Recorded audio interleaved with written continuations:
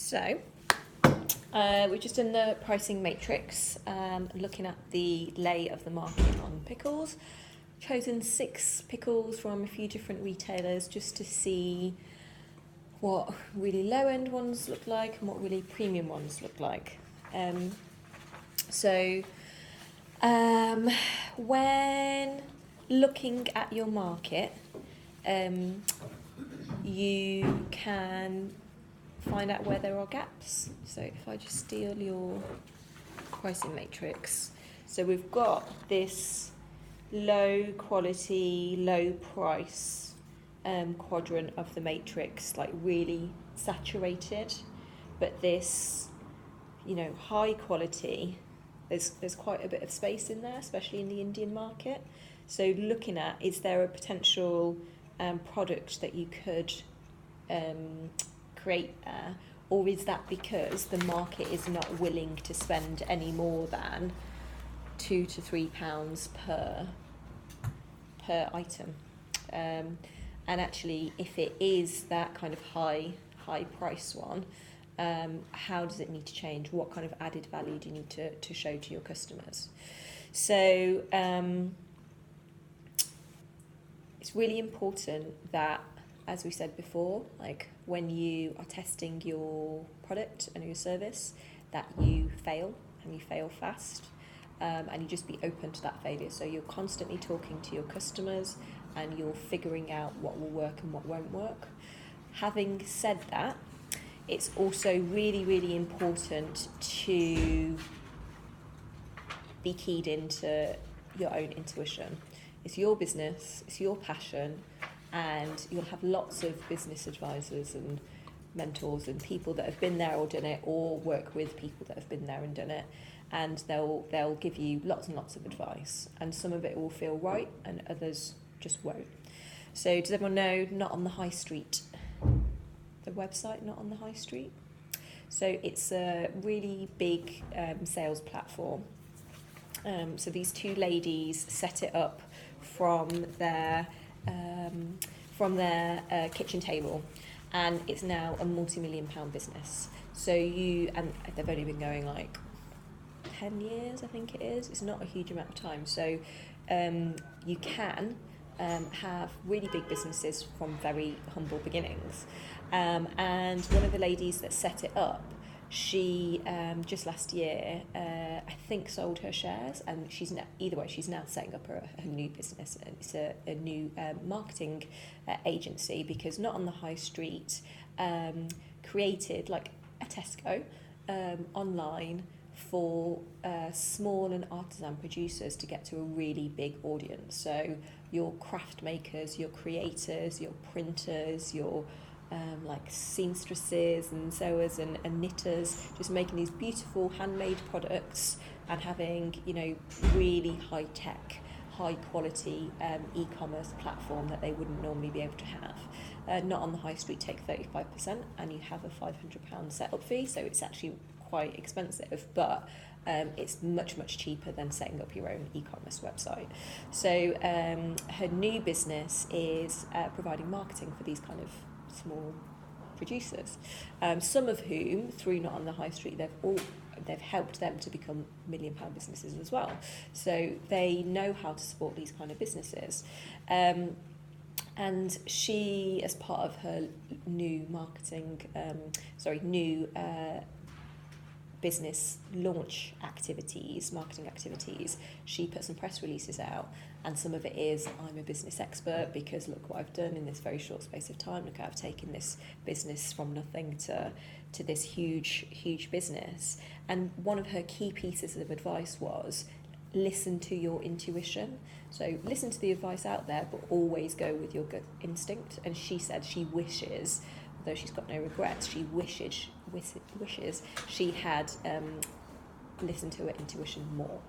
So that's really, really important. So keep that in your mind, front and centre, as we talk and have this next conversation. Okay, so what you're going to do as part of your homework is you are going to look at your market, and you've got your blank pricing strategy matrices, and you've got your blank pricing matrix worksheets. So you're gonna just cross this out and pop whatever.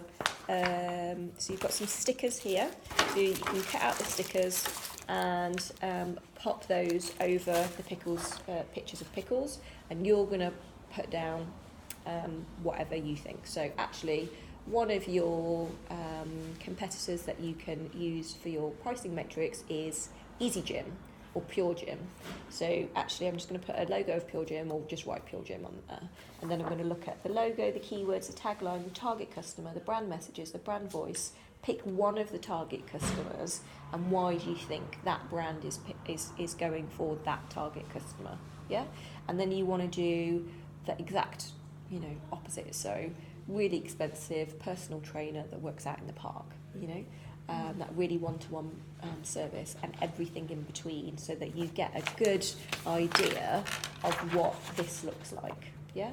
So even if you want to just work on a local basis, still put a national brand in there. Okay. So Fazana, what kind of companies do you think you're gonna look at off the top of your head? So local to me is Body Tone Gym. Okay. Women's only gym. Okay. And there's one in Sparkhill, but I cannot remember the name. That's women's only as well. Further up, then there's the one that's for everyone, which is Sparkhill Pool. It's called, but it's actually a gym as well. Mm-hmm. So I'll be looking at them, and then there's a lot. There's like the gym, I think it's called. Yeah. Just got good prices, and then Alice was saying about her one, I can't remember what it was. They've got quite a good pricing as well. Okay, so that's a really good mix. Pop a national chain in there, like Pure Gym or whatever it might be, and then also look at maybe a specialism gym, like a boxing gym or a karate gym or a Thai kickboxing gym or something like that, and then also put one in there that's like a personal trainer focused gym. A good one is 131, Studio 131. You want to write that one down, and that will give you a good idea. So you can do it over this one, because you're going to just get rid of that. Is That one's yours. This is mine. Okay. You guys should. There you go, man. Yeah.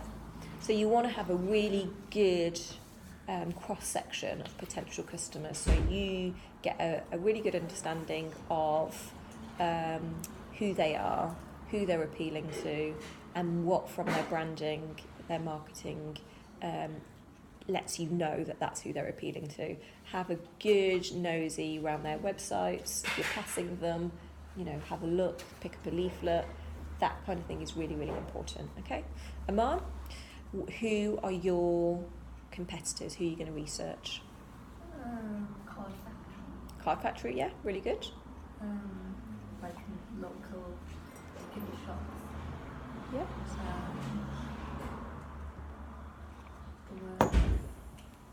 So you've got the Card Factory. So I might not go for the Works because it's around about the similar place, but maybe like Paper Chase, which is a bit more expensive. And then how about like more bespoke ones? So you've got those that are like the national brands, and then you've got like a local shop. How about some of the bespoke stuff? So it's really speaking to what you feel like your niche is. Maybe looking online, Etsy. Oh, yeah. Or not on the high street, and seeing if there are any particular kind of card makers there that you can have a look at, or actually if it's just the card making segment of Etsy and not on the high street. Yeah. Maybe a department store and their card section in a department store. Yeah. Don't be bound by how many boxes there are. Okay. If you need to go on the back, just copy out the logo, keywords, tagline, that kind of thing. You want to research enough different kinds of businesses that you feel confident that you've got a good lay of the land of the whole of the market. Even if it's not directly relevant to you, they're attracting some of the same customers, so you need to know about them. So you're getting the information that we've got, which is what they look like, and the pricing, and how they're pushing themselves forward, and where you get them from. So we've got this from Tesco or Waitrose or Harrods. So like, what's the channel? How do customers access them? Yeah. Aisha? So mine are healthy bars. So Kellogg's. Okay. I can't think of Yeah. So Grenade, they do protein bars. Graze.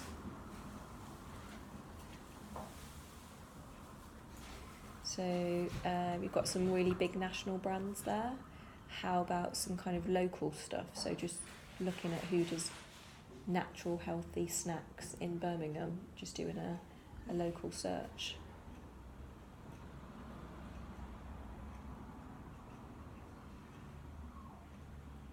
And then going really niche, you know, your passion is there because your grandma has diabetes. Actually looking at low GI snacks, who makes those?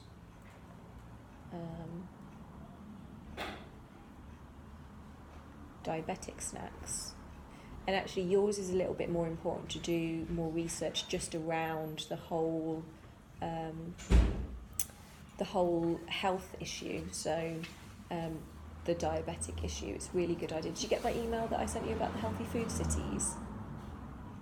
Yeah, so I emailed you last week. There's a presentation, and it talks about, actually for you guys especially, it's perfect timing because the city council wants to really push Birmingham to make sure that we have healthy food across the whole city, and we're working as a healthy city, so we are exercising, and it's not just everybody in the city centre has access to really nice fresh salads and lots of gyms. It's actually all across the whole city, so perfect timing for what you're doing. So it's really important to look at what's going on in the kind of economic space and the political space to see if you can leverage off that kind of stuff, which absolutely you can at the moment. So with healthy food, you have to do such a huge amount to be able to make a health claim.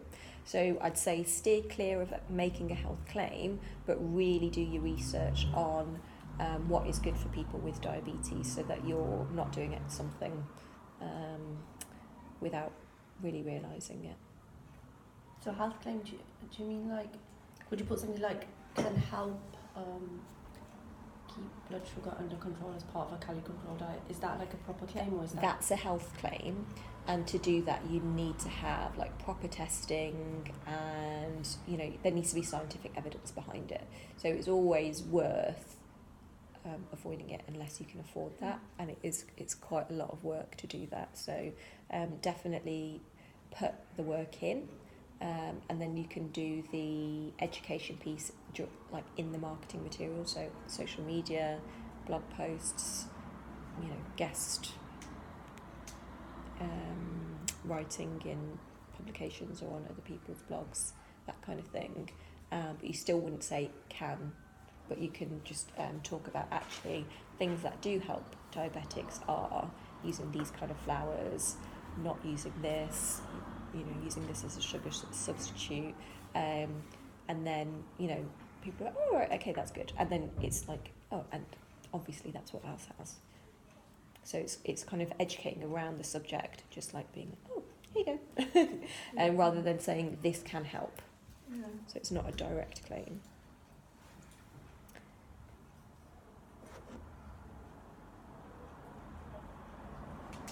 Okay.